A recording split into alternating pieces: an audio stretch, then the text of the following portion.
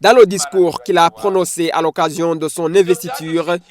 le président de la République, général-major Evariste Ndayishimiye, est revenu sur l'impact négatif de la colonisation au Burundi. Il a souligné qu'il ne veut pas que les Burundais tombent dans l'oubli et l'ignorance des malheurs causés par les colons qu'ont vécu les ancêtres burundais depuis l'ère du roi Moïse Gisabo jusqu'à l'heure du feu président Pierre Nkurunziza. Selon le président de la République, général-major Evariste Ndayishimiye, les Burundais d'avant la colonisation étaient attachés à leurs valeurs socio-culturelles et une bonne organisation politico-économique. Mais ces valeurs et organisations ont été détruites par les colonisateurs qui ont tout bafoué. Ainsi, les Burundais ont perdu de leadership et ont agi en ordre dispersé suite à cette acculturation, a rappelé le chef de l'État Evariste Ndayishimiye, en ajoutant que ces méfaits de la colonisation ont frappé même d'autres pays africains, asiatiques et américains,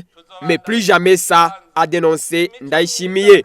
Toujours dans son discours de circonstance, il a précisé qu'en revenant sur les méfaits de la colonisation, il veut porter à la connaissance de tout le monde que le Burundi est maintenant dans la renaissance, bien que pour y arriver, beaucoup de leaders burundais aient perdu leur vie dans la lutte pour la décolonisation, tel que le roi Moïse Gisabo qui a tenté de refuser la soumission du colonisateur sans succès, le prince Louis Rwagasore qui a lutté pour l'indépendance du Burundi jusqu'à ce qu'il soit victime de cette dernière, et ses compagnons de lutte Milere Kano, Ngendandoumwe et d'autres, Melchior Ndadaye qui a poursuivi la lutte de la démocratie au Burundi, mais assassiné quelques jours après avec ses collaborateurs. Général-major Evariste Ndayishimiye a précisé que l'origine de cette perte de vie de ces leaders burundais était le colonisateur qui était toujours présent au Burundi, déguisé en ses acolytes qu'il avait formés pour maltraiter et discriminer leurs compatriotes.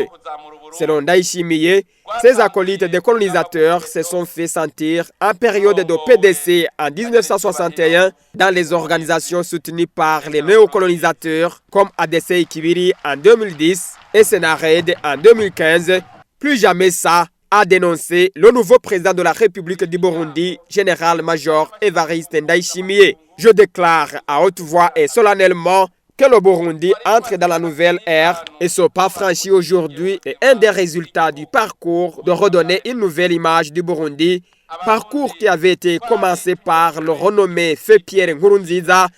un brave leader incontournable, a indiqué Evariste Ndayishimiye à l'occasion de son investiture. Selon toujours lui, les 15 ans écoulés ont permis aux Burundais d'ouvrir leurs yeux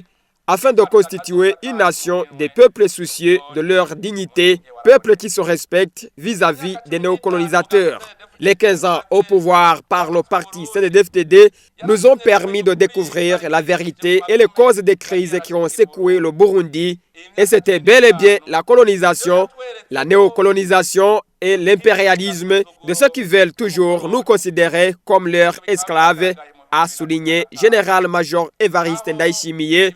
en précisant que l'année 2015 au Burundi a prouvé ses propos quand les Burundais qui ont été instrumentalisés par certains Occidentaux ont voulu trahir leur pays, mais sans succès.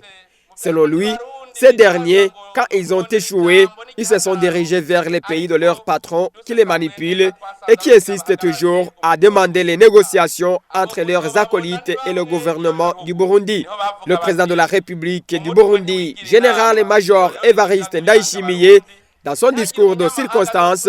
a demandé aux étrangers de ne plus perdre leur temps à demander les négociations et s'ingérer dans les dialogues inter-burundais, car le dialogue est une affaire des Burundais eux-mêmes qui avaient toujours caractérisé les Burundais, mais qui avait changé sa forme au gré du colonisateur, a précisé le nouveau chef de l'État du Burundi, général-major Evariste Ndayishimiye.